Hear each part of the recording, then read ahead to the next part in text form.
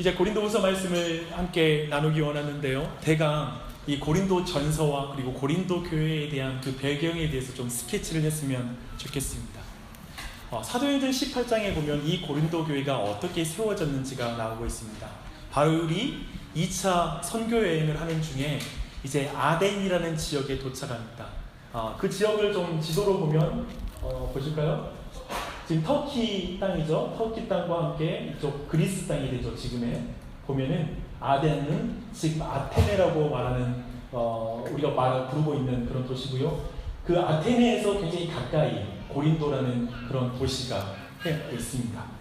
그래서 이 고린도라는 도시를 먼저는 이제 사도 바울이 2차 전도 여행 때 이제 아덴에 도착하게 되고요. 그리고 그곳에서 사역하게 됩니다. 하지만 그곳에서 사역하다가 핍박을 받고 쫓겨나서 이제 고린도라는 이 가까이 있는 도시로 이동하게 됩니다. 근데 거기에서 매우 아름다운 만남이 기다리고 있었습니다. 그 만남은 특별히 한 부부와의 만남인데요. 특별히 글라우디오 황제 때 이제 그 로마에 굉장히 종교적 분쟁이 있어서 그 유대인들을 전체가 로마 그 시에서 떠나라고 하는 그런 명령이 떨어지게 되고, 이때 이제 한 부부, 우리가 잘 알고 있는 브리스길라와 아굴라라는 부부가 이제 이 고린도 땅에 들어와서 이제 정착하게 됩니다. 근데 이 부부를 이제 이렇게 쫓겨난 사람들끼리 그곳에서 만나서 거기에서 생업이 같기 때문에 그게 뭐죠? 텐트 메이커, 즉 천막을 만드는, 그 당시에는 사람들이 여행을 많이 다녔기 때문에 그 여행하는 곳에서 그들이 텐트가 그들의 어떠한 그 휴식처가 될 수 있으니까요. 굉장히 중요한 산업이기도 했죠. 근데 그 일을 같이 하면서 그의 교회 집에서 아마도 브리스길라와 아굴라의 집에서 교회가 시작된 것 같습니다. 그래서 환상의 팀이었던 것이죠. 이 말씀을 맡고 있는 이 사도 바울과 또 브리스길라와 아굴라, 자 힘껏 이 가정과 동역하면서 교회가 정착하게 되고 그리고 교회가 성장하게 된 것 같습니다. 그리고 바울은 이곳에서 1년 반 정도의 시간 동안 그들은 이곳에서 사역하게 됩니다. 그래서 교회가 어느 정도 성장을 하게 되고 자리를 잡게 되고 규모를 갖추게 되자 바울은 이제 다른 곳으로 이동하게 되죠. 근데 이제 이동하고 나서 이제 바울을 그 고린도 교회를 생각하면 굉장히 역동적인 교회였던 것 같아요. 굉장히 활발한 교회였던 것 같습니다. 그래서 은사와 열정이 굉장히 많았던 교회고요. 우리 알다시피 고린도 전서에 보면 그들에는 온갖 은사가 굉장히 많았던 그런 아주 어떤 성령의 역사와 그 사역들이 많았다라고 하는 그런 교회였습니다. 그래서 굉장히 성장한 것 같아요. 하지만 바울이 떠나고 나서 이 교회에 바로 문제가 생깁니다. 그 문제는 교회 안에 파당이 생긴 거예요. 어떤 그룹이 지어진 거예요.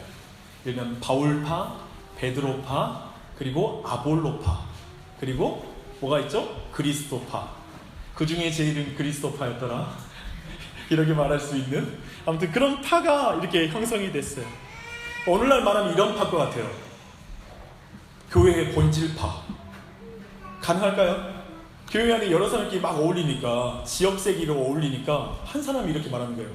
교회는 그리스도 중심의 본질을 추구해야 돼 해가지고 또 패거리를 만들어서 다른 사람 누를 수 있어요. 예를 들면 이것조차도 파당으로 될 수 있다는 거예요. 그게 참 교회가 쉽지는 않죠. 근데 그런 면에서 이런 어떤 여러 가지의 파당이 나눠졌고 교회 안에 음행의 문제가 있었던 것 같습니다. 윤리적인 문제가 교회 안에 발생한 것입니다. 이런 문제로 교회가 굉장히 혼란스러웠습니다. 이때 사실은 바울이 성경에 보니까 잠시 고린도 교회를 이때 방문해요. 그래서 뭔가 바로잡으려고 했는데 이미 외부에서 이 바울이 떠난 사이에 다른 거짓 선생들이 교회 안에 들어온 거예요. 그래서 이 사람들에 의해서 바울이 밀려나요. 상상이 되세요?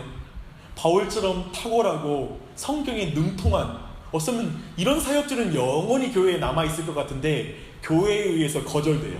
그래서 밀려나서 바울이 거기서 빨리 떠나요. 큰 분쟁을 만들지 않고 떠납니다. 얼마나 바울의 마음이 아팠을까요? 자신이 그 교회의 시작을 했고 그리고 그 교회가 잘하는 모습을 봤는데 이제 그 교회가 큰 위기 가운데 혼란 가운데 있는 모습을 보고 바울은 크게 마음을 아파하고 상심하면서 돌아섰을 것입니다. 그리고 그 애타는 마음으로 고린도 전서를 기록합니다. 그리고 그 편지가 얼마나 길었던지 성경에 보면 로마서 다음에 두 번째가 고린도전서잖아요. 그러니까 이거 서신서는 불량순으로 구성했거든요. 그러니까 로마 교회에 가장 큰 편지를 썼지만 두 번째로 많이 쓴 편지가, 길게 쓴 편지가 고린도 교회예요. 그만큼 사랑함으로 그 교회에 대한 애타는 마음을 가지고 바울이 편지를 썼다라는 것을 우리는 충분히 상상할 수 있습니다. 근데 이 편지를 쓰고 나서 어땠을 것 같아요? 이제 그 편지가 도착해서 고린도 지역의 교회들이 그걸 회람하고 같이 읽었을 때 어떤 반응을 보였을까, 그리고 이 편지가 어떤 역할을 했을까 굉장히 마음 가운데 궁금했을 것입니다.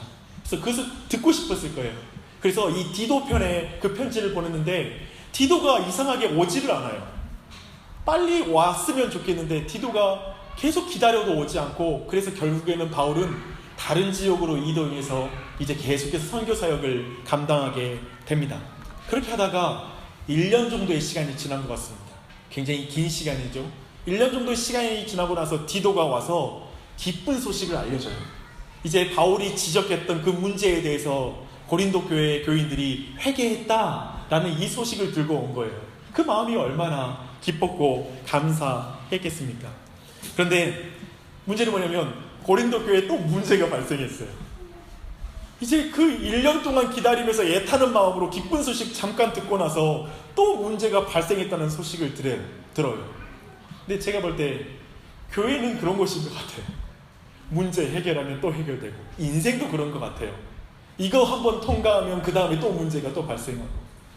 우리 뭐 애들 키우는 사람 있지만 100일만 넘겨봐라 했는데 100일 넘겼는데 또 당혹스러운 현실이 나오고, 애들 또 이제 걸어서 다니기만 해봐라 했는데 걷고 다니니까 또 다른 일을 벌리고, 마치 그런 것처럼 이 교회 또한 이제 잘하고 성장하면 될 줄 알았더니만 교회는 계속해서 문제를 만들고 있는 걸 보게 됩니다. 그래서 바울은 또 편지를 쓰게 됩니다.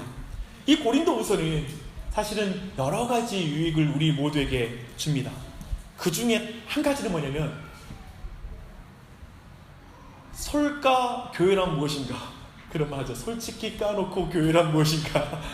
예, 제가 이런 말 쓰면 굉장히 촌스럽고 목사님 전혀 쓰지 못할 것 같은 그런 표현이죠. 근데 뭐냐면 교회의 현실, 교회란 무엇인가, 현실 속에서 만나는 교회는 어떤 현실을 가지고 있는가를 솔직하게 그걸 볼 수 있게 해줍니다. 저는 특별히 그 교회 직원들과 대화할 기회가 있습니다. 이 직원이란 말하는 것은 물론 목회자들도 교회의 직원이지만요, 특별히 교회의 행정실에서 일하는 사람들을 만나게 되는데요, 저는 그들과 대화를 해서 은혜 충만한 교회 직원을 만난 적이 거의 기억이 없습니다.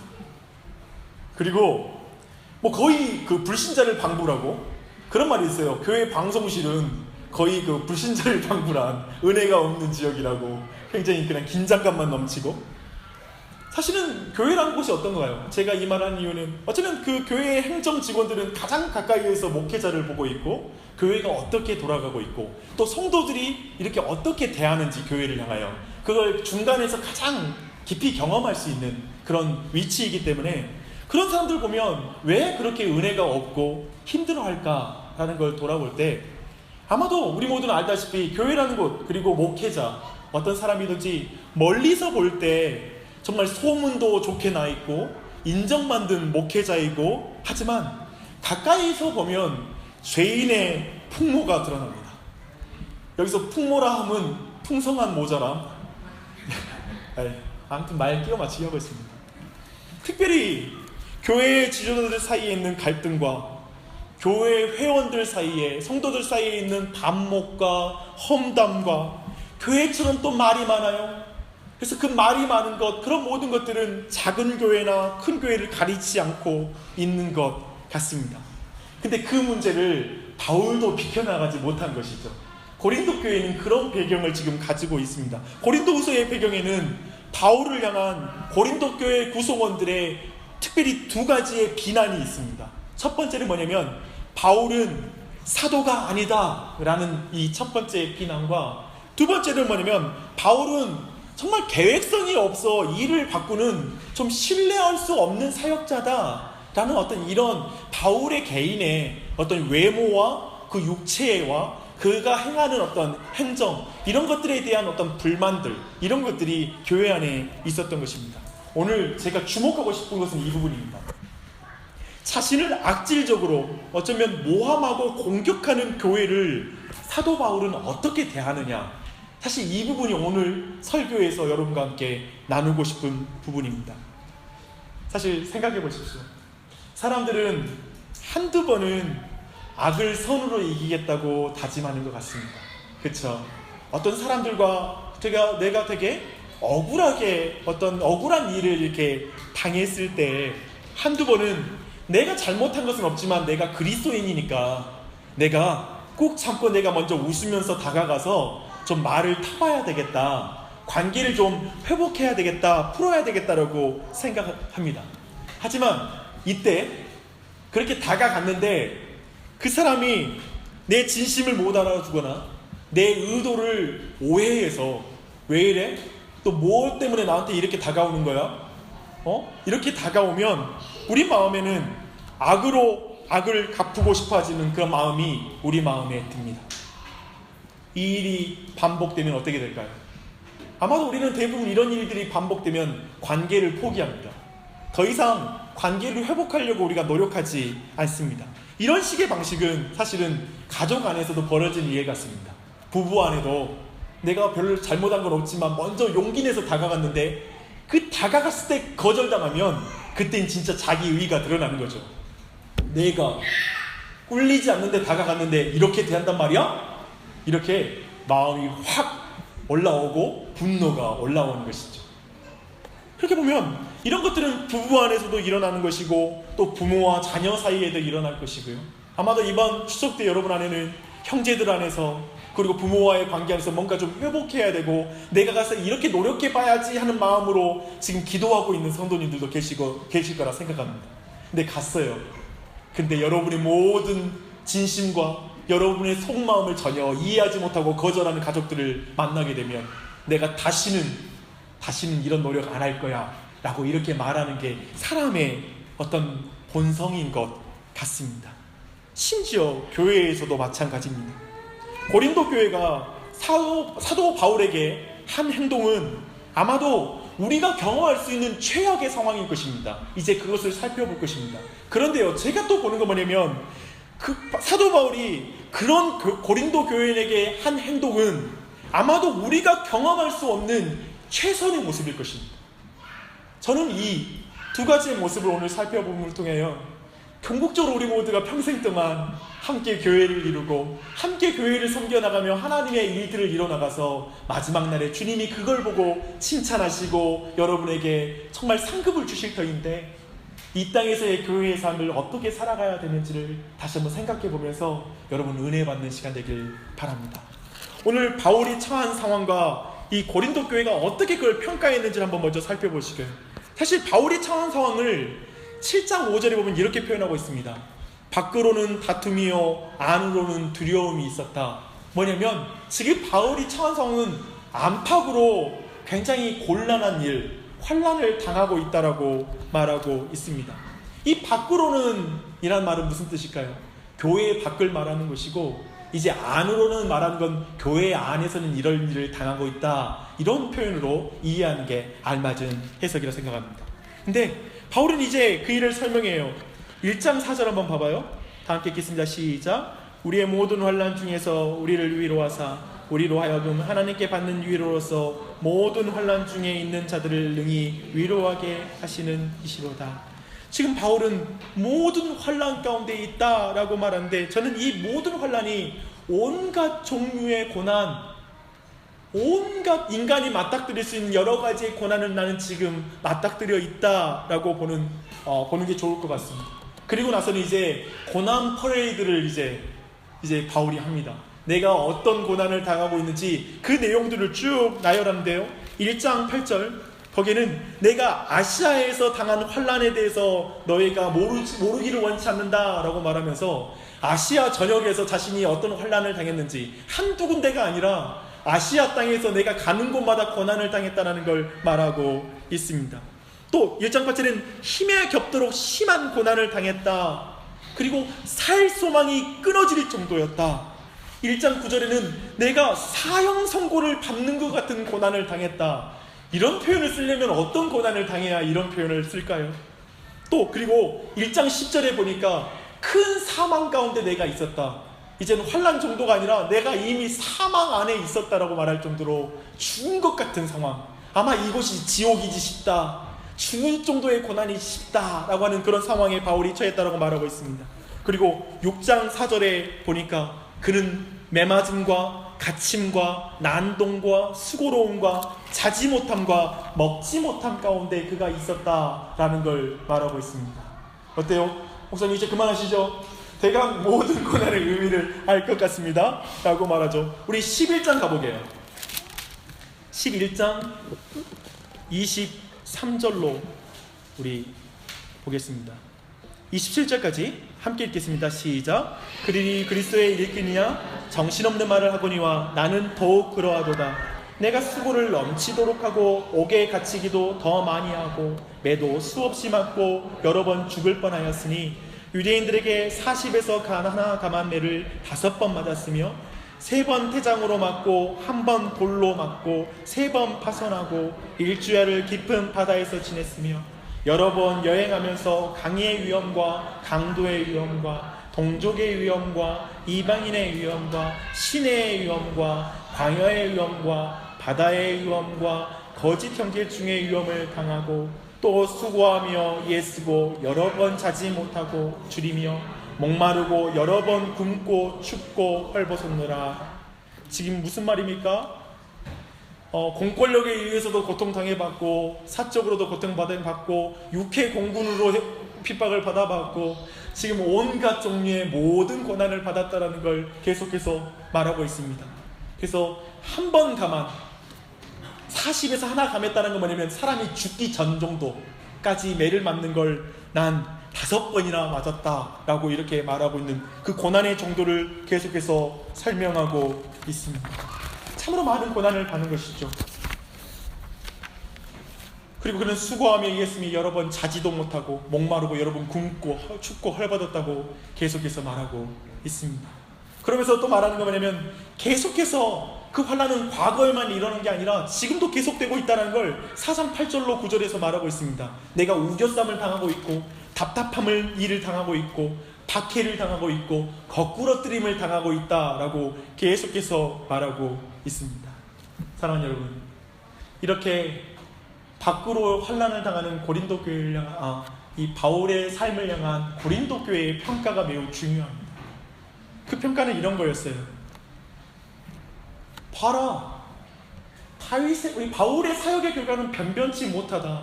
그래서 꼭 사역을 하면 저렇게 금방 얼마 못 돼서 쫓겨나고 저렇게 돌아다니는 그런 사역을 하고 있다. 하는 일마다 어려움을 당한 걸 봐라.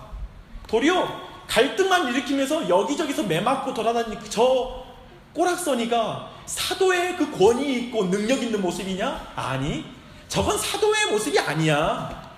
고난을 이길 신비한 능력이 없는 무력한 사역자의 모습인 것이지.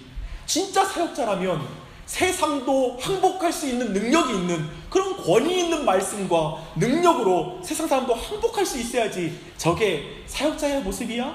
라고. 그래서 그들이 결론은 뭐냐면 저 바울은 사도가 아님에 틀림이 없어 라고 이렇게 평가를 내렸습니다. 여러분이 바울이라면, 주님을 위하여 여러분이 그런 고난을 다 당하고 핍박을 당했는데 여러분이 세웠던 교회가 여러분에게 이렇게 말한다면 여러분의 마음은 어떨 것 같습니까? 아마도 바울은 밖에 어떤 환난이 아닌 이 고린도 교회의 평가로, 그리고 그 평가를 받은 그 소식을 듣고 그 마음이 얼마나 아팠을까요? 나 같으면 좀 서운함을 많이 느낄 것 같습니다. 서운함 정도입니까? 아주 내 안에 입에서 욕을 달고 살았을 것 같습니다. 어떻게 그래? 라고 지독한 외로움에 시달렸을 것 같습니다. 도대체 왜 자신이 그렇게 환난을 당하는지 도저히 이해를 못하는 교회에 대해서 너무나 속상했을 것 같습니다. 자신의 이제까지 모든 사역이 부정당하는 느낌? 자기가 정말 열심히 해가지고 준비해놨는데, 열심히 했는데 그 삶을 성도일체 아무것도 아니라고 쓰레기처럼 취급받을 때 모독감? 그런 것을 바울은 느꼈을 것 같습니다. 바울은 굉장히 아파합니다. 하지만 성경을 보니까요, 바울이 이런 모든 평가 속에서 그 평가 때문에 아픈 게 아니에요. 근본적으로 바울이 진짜 아픈 건 뭐냐면 이 고린도 교회가 지금 이런 평가 안에 이미 그들이 복음을 떠난 그 증거가 이런 평가 안에 들어있는 것으로 인하여 그가 아파합니다. 바울이 진짜 아픈 것은 지금 고린도 교회가 복음을 떠난 그런 가치관 가운데 사로잡혀 있다는 거예요. 교회 밖에서 비난과 핍박을 당하는 것은 즐겁게 감당할 수 있어요. 하지만 고린도 교회가 이렇게 말하는 것, 적당히 좀 하시죠. 꼭 그렇게 유별나게 믿어야 되겠습니까? 예수 믿으면 물질적인 복을 받고 사람들의 인정을 받으면서 살아야지, 꼭 그렇게 예수를 그렇게 전하면서 다른 사람에게 불쾌감을 주고 그렇게 신앙생활할 필요가 있겠습니까? 그렇게 십자가를 지는 게 맞습니까? 바울, 좀 구질구질하게 살지 좀 말고 좀 뽀대난 그리스도인이 되십시오. 그렇게 살면 안 돼요? 지금 사도 바울에게 이 말을 하는 그들이 근본적으로 바로 세속화된 교회, 십자가를 부정하는 교회, 인간의 지혜가 너무 지혜로워서 십자가를 거절할 정도로, 십자가를 피해갈 정도로 지혜로운 것은 꼼수이지 지혜가 아니에요. 여러분의 삶에 지금 십자가 앞에 환난을 부딪히지 않을 정도로 여러분이 지혜로우면 여러분은 어쩌면 우리 모두가 바보일 것입니다. 어쩌면 그것을 지금 바울은 지적하고 있습니다. 여러분, 이렇게 외적으로 환난을 당하면 이제 바울의 또 다른 한 부분은 바울의 육체의 문제가 있었습니다. 사람들이 이렇게 말해요. 정말 바울의 외모가 벌품없고 그가 병들어 있는 거에 의해서 사람들이 비웃기 시작합니다. 저는 이런 생각이 들더라고요.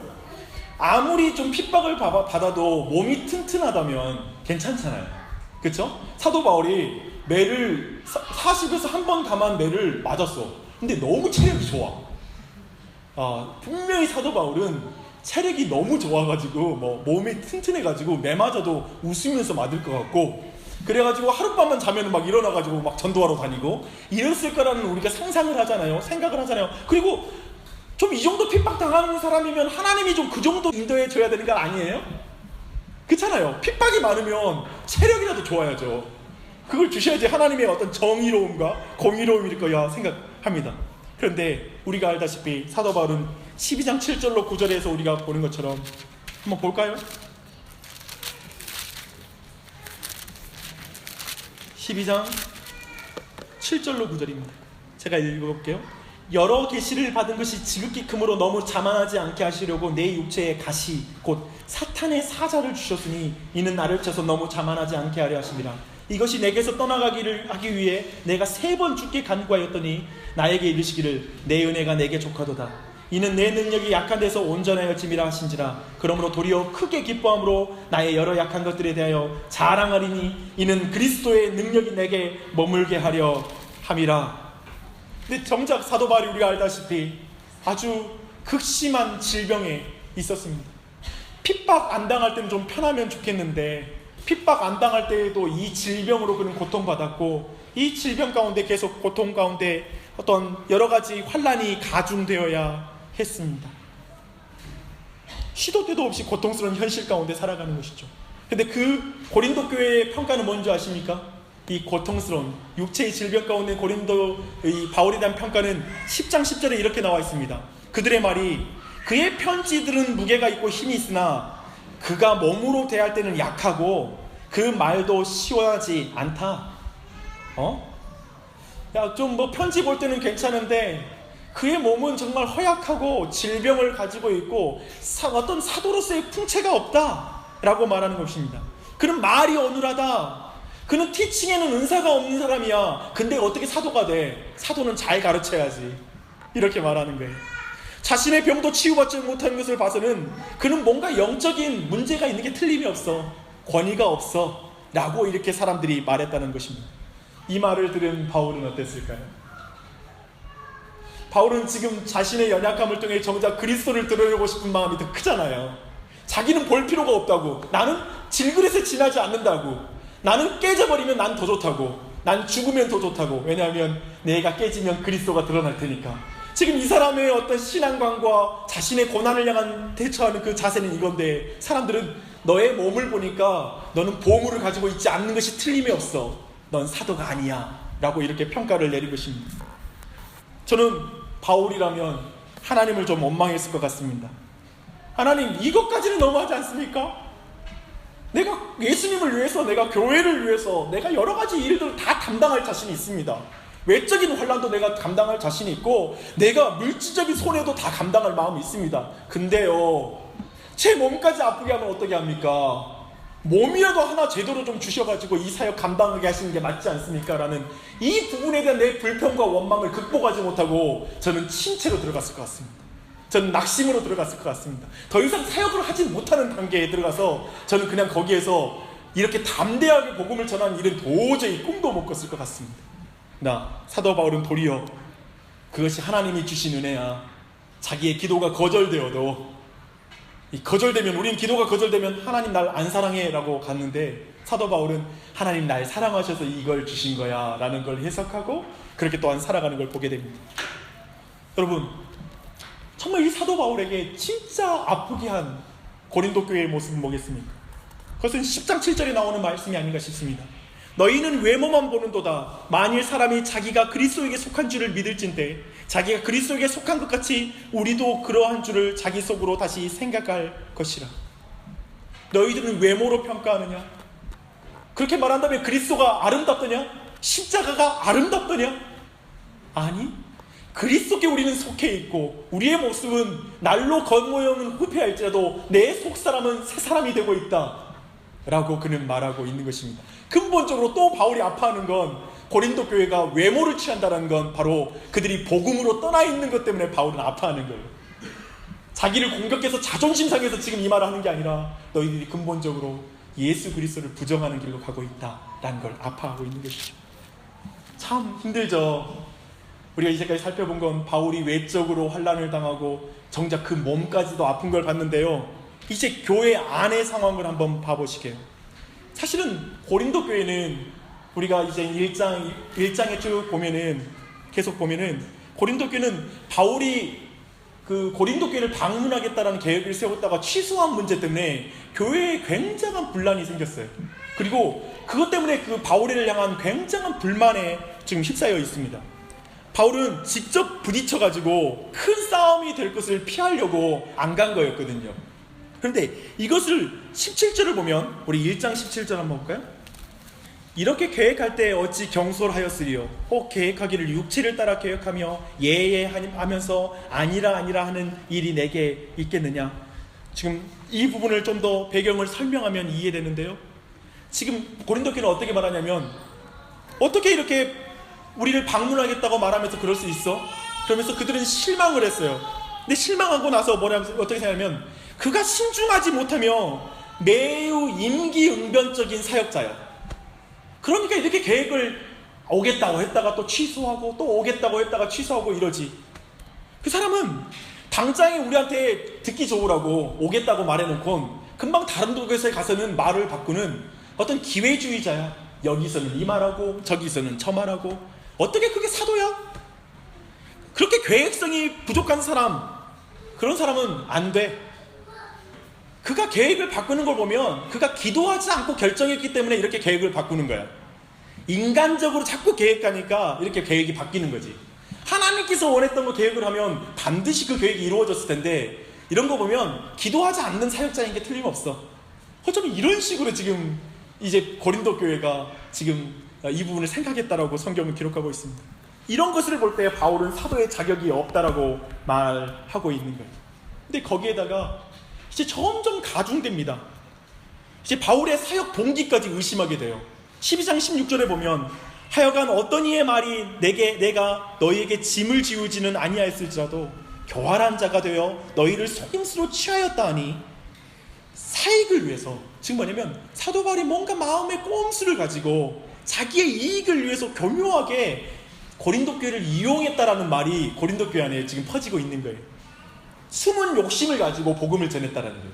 자기의 인기와 어떤 그 영향력을 위해서 사역했다라고 지금 생각하고 있는 거예요. 특별히 큰 기근과 고난을 당한 예루살렘 교회와 그 유대에 있는 교회를 위해서 사도 바울은 그 당시에 자꾸 돌아다니면서 사람들에게, 교회들에게 헌금을 했거든요. 그래서 그 돈을 모아가지고 구제하려고 하는 그런 계획을 나눴는데 아마도 이게 사단이 된 것 같아요. 뭐냐면 그렇게 돌아다니면서 분명히 저 헌금을 중간에서 사도 바울이 가로챈 것이 틀림없어. 이렇게 사도 바울의 어떤 그런 모든 모금 활동 또한도 사람들이 이제는 의심의 눈초리로 그의 동기와 모든 행동을 그렇게 보기 시작한 것입니다. 12장 14절에 이렇게 말합니다. 보라, 내가 이제 세 번째 너희에게 가기를 준비하였으나 너희에게 폐를 끼치지 아니하리라. 내가 구하는 것은 너희의 재물이 아니요 오직 너희니라. 그 의심을 당한 거예요. 그래서 말하는 건 나 너희 재물 때문에 너희 가는 게 아니다. 너희를 원하기 때문에 난 간다라고 말하고 있습니다. 여러분 어떠신가요? 교회 심각하죠? 지금 이 고린도 교회와 지금 사도 바울 그 위대한 사역자가 그 교회에 있으면 문제가 없을 것 같은데 사람들이 최소한 그 사람의 본심만큼 믿어줄 것 같잖아요.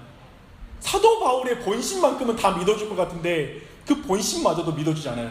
그의 진실함마저도 다 의심해요. 그 정도로 지금 교회가 망가졌어요. 그리고 바울에게 완전히 마음을 닫고 있는 걸 6장 11절로 13절에서 말하고 있습니다. 한번 봐보시게요. 여기에는 이제 다른 형태로 그들의 마음이 잘 드러나는데요. 읽어보겠습니다. 고린도 교회들이여, 너희를 향하여 우리의 입이 열리고 우리의 마음이 넓어졌으니 너희가 우리 안에서 좁아진 것이 아니라 오직 너희 심정에서 좁아진 것이다. 내가 자녀에게 말하듯이 하노니 보답하는 것으로 너희도 마음을 넓히라 라고 말해요. 여러분, 사람의 가장 가난한 그 증명이 뭔지 아세요? 앞에 서서 목회자도 오늘날도 동일한 것 같아요. 이거예요. 나 진심이에요. 여러분, 나 진심으로 사역했습니다. 믿어주십시오. 이거 굉장히 가난한 증명 아니에요? 좀 없어 보이는 거. 누가 진심? 모른대? 되게 그거 있잖아요. 막 진심 알아달라고 하는 것이 되게 사람들로 하여금 지치게 만들어요, 사실은. 근데 지금 사도 바울이 그러고 있어요. 나 진심으로 했어. 너희들 마음 닫지 말아라. 나를 향한 마음을 좀 열어주라 라고 말하고 있습니다. 외적인 환난과 육적인 어떤 그 질병을 짊어지고 사는 바울인데 이제 거기에다가 교회마저도 바울은 사기꾼이다, 기회주의자다, 돈을 밝히는 목회자다 라고 말할 때 바울의 마음은 어땠을까요? 그리고 이제 교회가 마음을 돌이켜서 정말 그 사람을 향해 마음을 닫아버린 거예요. 저는 이 지점이 바울로서는 자기 부인이 가장 어려운 자리였다고 생각합니다. 내가 어떻게 사역했는데 너희들은 나를 몰라주냐, 이 말이 나오는 거죠. 특별히 그렇지 않아요? 제가 오늘날에도 그런 것 같아요. 목회자에 있어서 가장 위험한 것은 제가 볼 때는 은퇴 이후인 것 같아요. 은퇴할 때 그때 말하는 건 이거거든요. 내가 이제까지 사역하며 어떻게 처음부터 개척할 때 어떻게 내가 헌금하고 사역했는데 마지막에 나에게 이 정도로 대우하려고 생각하고 있느냐. 이때 이 마지막 지점에서 자기 부인이 안 되는 거예요. 사도 바울도 마찬가지고 내가 주님을 향해 이런 외적인 핍박을 당했고 내가 내 자신 몸이 아프면서도 그 일을 포기하지 않고 걸어왔는데 너희들이 내 진심 못 알려주면 어떻게 하냐 라고 말하는 이 지점. 교회 봉사할 때도 그렇잖아요. 내가 시간 아끼고 여러 가지 가정의 문제를 앓고 내가 그 부분에서 시간 아껴서 교회에 봉사하고 섬기고 내가 감기 걸려서도 내가 리더 모임에 참석하고 힘들어서도 병원 먼저 시간 조정하면서 내가 교회를 우선하고 생각했는데 내 진심을 이렇게 못 알아주는 것입니까? 왜 우리 교회는 이렇게 사람을 인정할지 모릅니까? 어쩌면 이 마음 말이에요. 그 자리가 정말 부인하기 어려운 자리입니다. 근데 참 오늘날에는 참 목사답지 못한 목사, 자기 부인을 못하는 목사 때문에 많은 사람들이 힘들어하는 것 같습니다. 하지만 이 고린도 후서에는 교회답지 않은 교회로 인하여서 한 사역자가 죽어나가는 것 같습니다. 사도 바울이 참 아픈 것 같습니다. 낙심할 수밖에 없는 상황 아닌가요? 제 질문은 그거예요. 제가 이제 교회를 하고 제가 우리 교회에서 큰 어려움 없이 여기까지 왔지만 제가 그냥 교회를 섬기면서 이제 사도 바울의 마음이 좀 이해가 돼요. 어떤 측면은 이제 목회를 이제 교회를 하니까 좀 더 알겠어요. 근데 그 과정 속에서 보는 거 뭐냐면 나 같으면 낙심했을 상황이라는 거예요. 이 상황이.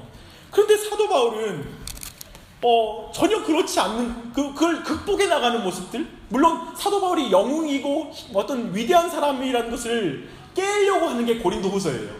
고린도후서처럼 사도가 자신을 인간적으로 드러내면서 자기 힘든 걸 그대로 드러내는 책이 없어요.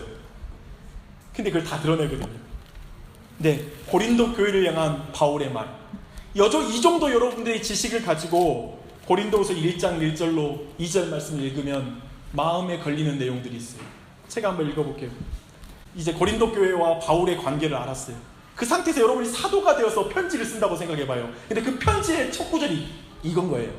하나님의 뜻으로 말미암아 그리스도 예수의 사도된 바울과 형제 디모데는 고린도에 있는 하나님의 교회와 온 아가야에 있는 모든 성도에게 하나님 우리 아버지와 주 예수 그리스도로부터 은혜와 평강이 있기를 원하노라. 너무 따뜻하지요. 다정한 표현이죠.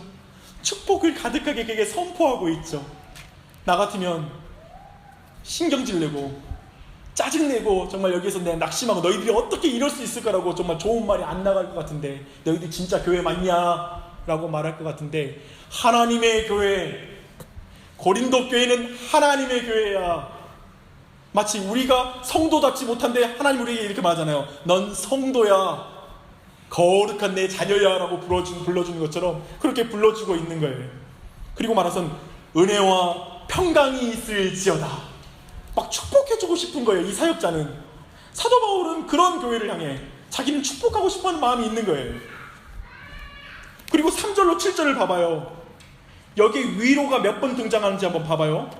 막 사도는 막 위로하고 싶어요. 찬송하리로다 그는 우리 주 예수 그리스도의 하나님이시오 자비의 아버지시오 모든 위로의 하나님이시며 우리의 모든 환난 중에서 우리를 위로하사 우리로 하여금 하나님께 받는 위로로서 모든 환난 중에 있는 자들을 능히 위로하게 하시는 이시로다. 그리스도의 고난이 우리에게 넘친 것 같이 우리가 받는 위로도 그리스도로 말미암아 넘치는도다. 우리가 환난 당하는 것도 너희가 위로와 구원을 받게 하려는 것이요 우리가 위로를 받는 것도 너희가 위로를 받게 하려는 것이니 이 위로가 너희 속에 역사하여 우리가 받는 것 같은 고난을 너희도 견디게 하느니라. 너희를 위한 우리의 소망이 견고한 것은 너희가 고난에 참여하는 자가 된 것 같이 위로에도 그러할 줄을 암이라. 위로가 몇 번 나온지 아세요? 지금 고린도 후서를 쓰는 바울의 마음에 가득 찬 건 뭐냐면 자신을 인정하지도 않고 자신을 비난하고 있는 교회를 향하여 난 너희들을 너무 위로하고 싶다. 고생하지? 너희들도 지금 환난에 있잖아 라는 그 마음을 계속해서 말하고 있는 것입니다. 위로라는 단어를 10번 사용합니다. 너무 사도 바울이 친 것 치고는 너무나 동일한 단어를 자주 사용해서 일반적으로 단어를 다르게 사용하잖아요. 좋은 글은. 근데 너무 투박한 글이라서 이건 사도 바울이 쓴 글이 아니다라고 말할 정도의 글이에요. 문법적으로 가장 투박하고 별로 재미없는 글이라고 말하죠. 근데 그만큼 지금 강조 이상의 것을 하고 싶은 거예요. 아니 나 너희들 미워하지 않아. 나 너희들 평가절하하지 않아. 너 하나님의 교회야. 나 너 사랑해. 사실 내 마음은 너희들 위로하고 싶어. 우리 같으면 나 위로해줘. 지금 나 위로받아야 될 텐데 그들을 위로하고 있어. 그리고 12장 15절에서는 정말 도저히 이해할 수 없는 말을 합니다. 내가 너희 영혼을 위하여 크게 기뻐함으로 재물을 사용하고 또 내 자신까지도 내어주리니 너희를 더욱 사랑할수록 나는 사랑을 덜 받겠느냐. 그들을 크게 기뻐한다. 너를 사랑한다 라고 말하고 있습니다. 전 여기서 질문이 이것입니다.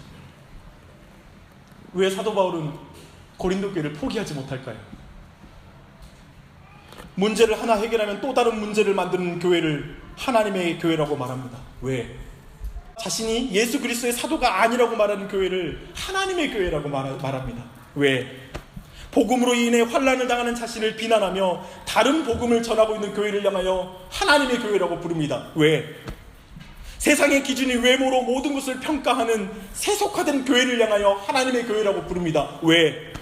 밖에서 치열한 영적 전투를 싸우고 있는데 도와주지는 못할 망정 치열하게 자신을 향해서 화살을 쏘고 있는 치열한 내전을 치르고 있는 교회를 향하여 하나님의 교회라고 말합니다. 왜? 유치하고 시덥지 않은 문제로 낑낑대는 교회, 도무지 사랑스럽지 않는 교회, 분쟁이 가득하고 말로 오해의 끝장을 보여주는 교회, 진심을 못 알아주는 교회, 모든 것을 색안경을 끼고 보는 자기 중심성을 극복하지 못한 교회, 그 교회를 향하여 하나님의 교회라고 부릅니다. 왜?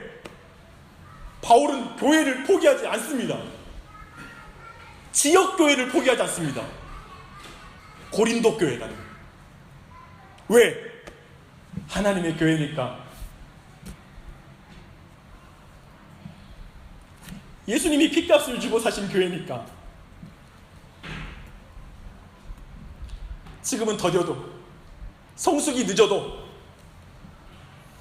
부족한 게 많아도, 약한 게 많아도, 더디 가도, 지금은 마치 누룩처럼 보이는, 그냥 세상과 똑같아 보이고 너무나 작은 부분만 하나님을 닮아 있는 듯해 보이는, 성장이 멈춘 듯한, 성숙이 없는 듯한 상황 속에서도 교회의 지체를 향하여 무례하지 않는 것, 그를 포기하지 않는 것, 끝까지 견디며 모든 것을 참으며 인내하며 그 사람을 사랑하는 것. 왜? 그리스도가 사랑하는 사람이니까. 그리스도가 사랑하는 교회이니까. 저는 이 답 외에는 못 찾겠어요. 하나님의 교회니까 사랑합니다. 옆에 있는 사람이 교회입니다. 우리가 교회입니다. 교회를 포기하지 마십시오. 한국교회를 욕하는 사람은 많습니다. 그러나 한국교회를 사랑하는 사람은 적습니다. 한국교회를 비난하는 사람은 많습니다. 그러나 한국교회를 품고 기도하는 사람은 적습니다. 한국교회는 쇠락기에 들어갔다라고 다들 평가합니다. 하지만 그 안에 십자가를 지는 사람은 없습니다. 바울을 기억하십시오. 자신을 증명하는 게 교회 생활의 목적이 아니에요. 복음의 정신을 끝까지 붙잡고 그들에게 세우려고 했던 바울, 그게 바로 교회를 세우는 삶입니다. 저는 그 교회에서 바울은 그 고난 속에서 주님을 만나갑니다. 저는 제가 되게 존경하는 박용서 목사님의 이 말이 기억납니다. 교회는 성숙한 사람이 죽어나가는 곳이다. 교회는 성숙한 사람이 죽어나가는 곳이다. 믿음 좋은 사람이 죽어나가는 곳이다. 교회는 믿음이 약한 사람이 큰 소리 치는 곳이다. 자기 부인과 자기 십자가는 성숙한 사람만 지니까 교회에서 그 모든 걸 감내하고 간다는 거예요. 저는 고등학교 때 저희 교회에 한 지체 장애인이 교회를 다녔습니다. 얘가 얼굴도 씻지 않고 맨날 이렇게 돌아다니는 아이였는데 어느 날은 되게 노란 코가 가득해가지고 그거 흐르는 거예요. 얘가 스스로 뭐 씻을지도 모르고. 근데 그때 내 마음에 성령님께서 감동을 주셔서 이리 오라고 해서 물가로 가서 수도가로 가서 그 친구 코를 흥 하고 풀으라고 했어요. 손을 제가 대고 흥 풀더라고요. 근데 정말 노란 코가, 덩어리가 손에 딱 진짜 이렇게 정말 너무나 많이 이렇게 딱 잡힌 거예요. 너무 더럽고 불쾌하죠. 근데 어서 씻었죠. 근데 그때 그걸 딱 보고 나서 그 일을 하고 났는데 갑자기 성령님께서 내 안에 막 위로를 주시는 거예요. 마음에 막 기쁨이 솟는 거예요. 막 기쁨이 샘솟으면서 하나님, 내가 너를 안다라는 그런 마음이 막 드는 거예요. 영주야, 내가 너를 알아. 내가 알고 있어. 다른 사람은 아무도 몰라도 그 말을 아무한테 안 한 것 같아요. 해본 적이 없어요. 여기서 처음 하는 것 같아요. 주님이 아신다라고 말씀하시는 겁니다. 그걸 경험했습니다.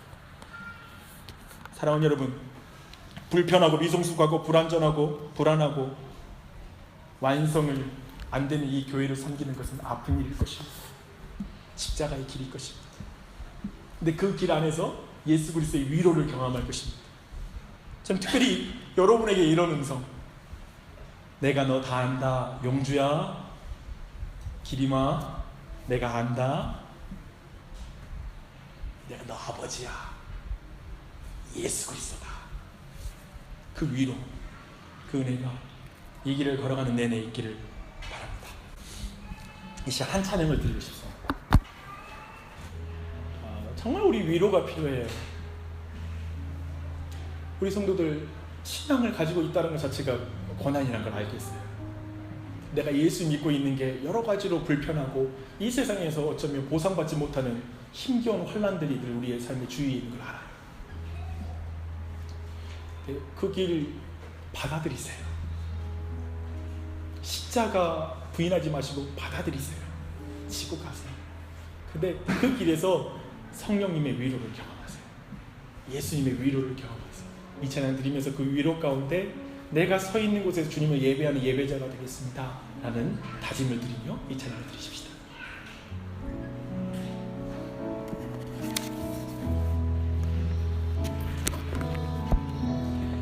따스한 성령님 마음으로 보내 내 몸을 감싸며 주어지는 평안함 만족함을 느끼네. 따스한 성령님 따스한 성령님 마음으로 보내 내 몸을 감싸며 주어지는 평안함 만족함을 느끼네.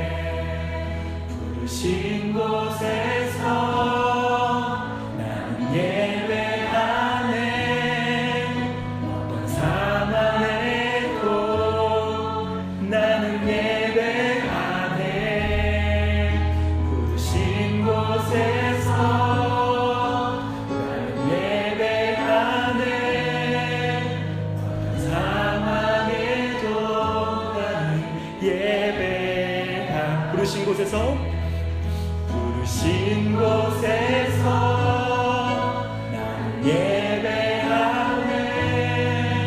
어떤 상황에도 나는 예배하네. 부르신 곳에서 나는 예배하네. 상황에도 나는 예배하네.